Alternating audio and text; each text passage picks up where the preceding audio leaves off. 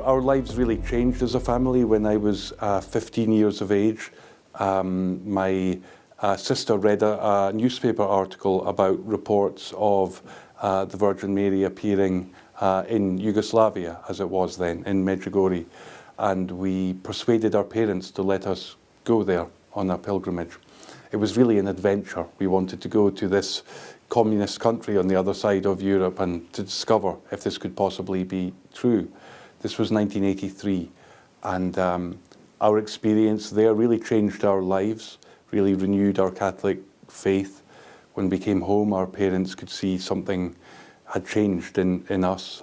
A little later, so when the war broke out in the former Yugoslavia, we were very moved because we'd been to that part of the world, because we'd been to Medjugorje. We felt especially moved to see the people suffering there so much.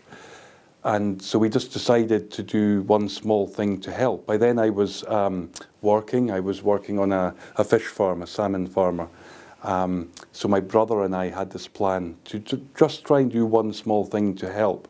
So we took 1 week's holiday from work.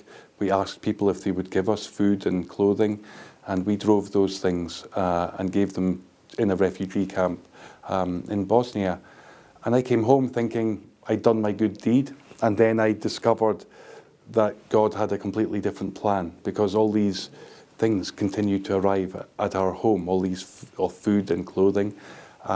So I prayed about it, and I decided to give up my job, and I sold my house, and somebody gave me a truck. And I just said to God, I'll keep doing this as long as people keep giving and as long as there's a need. And maybe I thought that would be for a few months, and here I am 30 years later. It never stopped. I never had any idea to start a new charitable organization. You know, I'm not qualified to do this at all. I never lose this sense of surprise that God gave me this opportunity. And yes, you know, our Blessed Mother, she's present always, all the way through this. This is hers. That year we were working in Malawi in southern Africa. It was during a famine. We were feeding many people in the villages there who were starving. And I met this family. The local parish priest took me with him to visit them.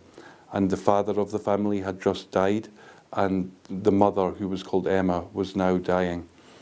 And she had her 6 children with her. And she said to me, you know, there's nothing left now except for me to pray that somebody will look after my children. And then I began talking to her oldest child. He was called Edward. And I asked Edward, what's your hopes? What's your dreams? And he said to me, I'd like to have enough food to eat, and I would like to be able to go to school one day. And that was all of his dream at 14 years of age. And in many ways, it was his words that sparked this mission, this simple thing we do of providing one meal every day in a place of education. Maybe this is all the works of Blessed Mary. She invited you here like teenagers, that she learned you what is important in the life, that she put in your heart these things. And after with prayer you understand that you want Mary's meal. It has the hallmarks of our Blessed Mother. You know, this simple, practical, motherly work of love to make sure the child eats every day, to make sure the child has an opportunity to grow, to be the person that God made them to be. This hunger in the world is not something we should just accept as a fact. It's something that we can change. You know, the fact that this work of ours has grown to be feeding 2 million children every day now, it shows that this is possible, and we feel, we hope that this work we're doing is also encouraging other people to think this is possible. Things can get better. When I think about Mary's meals, I just think about it like lots and lots of little acts of love. You know, thousands of people all over the world doing small acts of love.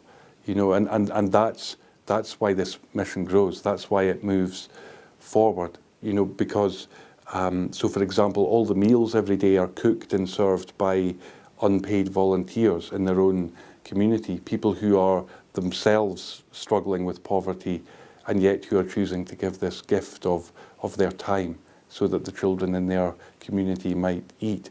You know, our fundraising work all over the world relies on volunteers, people doing this freely as an act of love. So that's why this is possible, you know, and it grows in extraordinary ways, in ways I don't really understand. I can't really explain it, but I see in Mary's meals another beautiful sign of God's providence, that he's moving so many people. And I think our Blessed Mother, in a very particular way, is moving people all over the world.